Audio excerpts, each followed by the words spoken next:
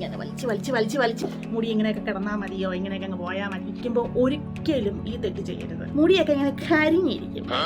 പറയുന്നതെന്ന് എനിക്ക് അറിഞ്ഞൂടെ ഗൈസ്.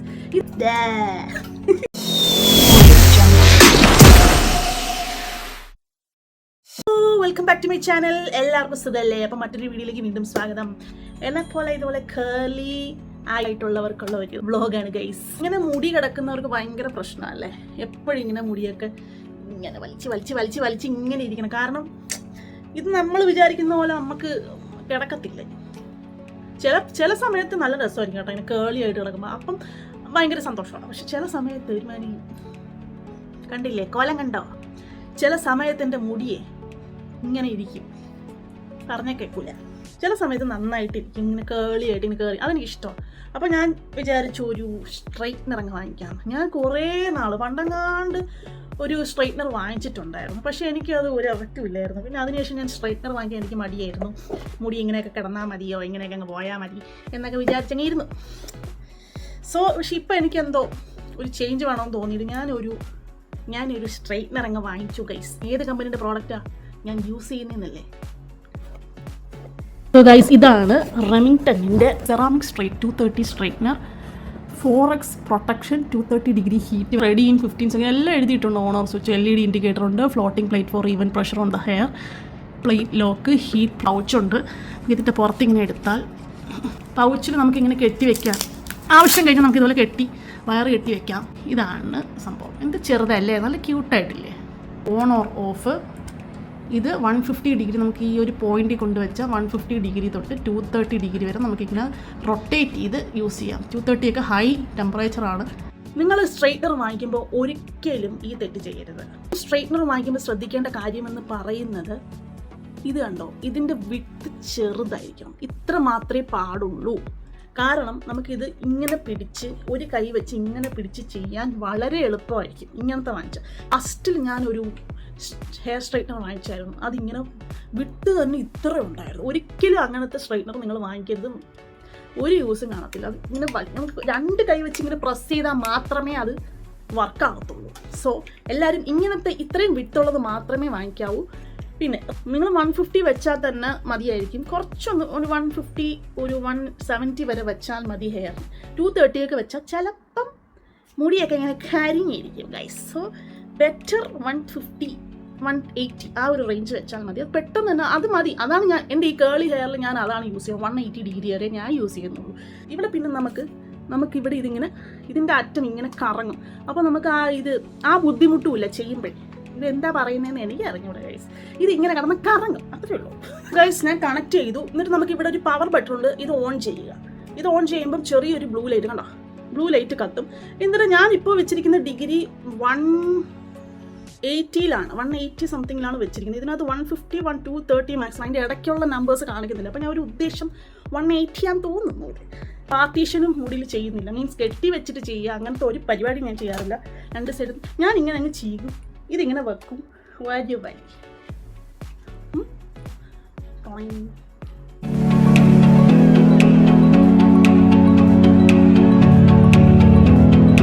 നമുക്കിത് ഒരു കൈ വെച്ചിട്ട് ഇങ്ങനെ വലിക്കാം. അതാണ്, ഒരു വെയിറ്റും ഇല്ല വലുതായിട്ട്. ജസ്റ്റ് ഇങ്ങനെ പിടിക്കുക, മുടിയിൽ ഇതിങ്ങനെ വെക്കുക, വലിക്കുക, ഇത്രയേ ഉള്ളൂ സംഭവം.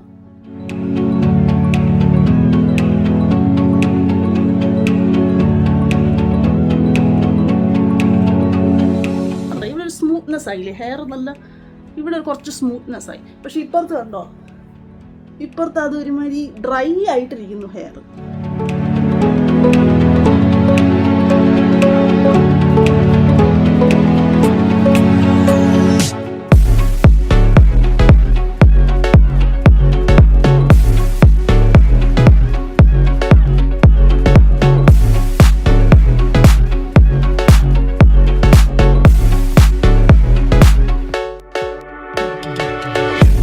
കണ്ടാൽ ഒരു അന്യഗ്രഹ ജീവിയെ പോലെ ഇല്ല ഗൈസ്.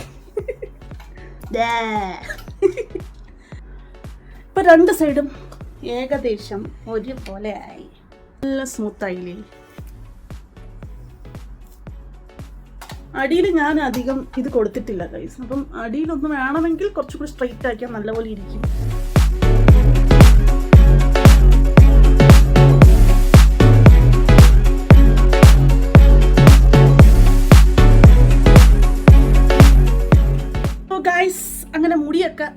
കുത്തനാക്കി. കംപ്ലീറ്റ് സ്ട്രെയിറ്റ് അല്ല, എനിക്ക് കംപ്ലീറ്റ് സ്ട്രെയിറ്റ് വലിയ താല്പര്യമില്ല. ജസ്റ്റ് ഒന്ന് നമുക്കൊന്ന് മാനേജ് ചെയ്യാൻ പറ്റണം. മുടി ഒന്ന് പിടിക്കുമ്പോൾ നല്ല മാനേജബിൾ ആയിട്ട് കിടക്കണം. ഇതാണ് എനിക്കിഷ്ടം. ഓവറായിട്ട് വലിച്ചിരിക്കുമ്പോൾ മുടി ചൂല് പോലെ ആയിപ്പോകും. അതിൻ്റെ ആവശ്യം നമുക്കില്ലല്ലോ. ഇല്ല, അങ്ങനെ ആവശ്യമുള്ളവർ ചെയ്യുക, എനിക്ക് അതിൻ്റെ ആവശ്യമില്ല.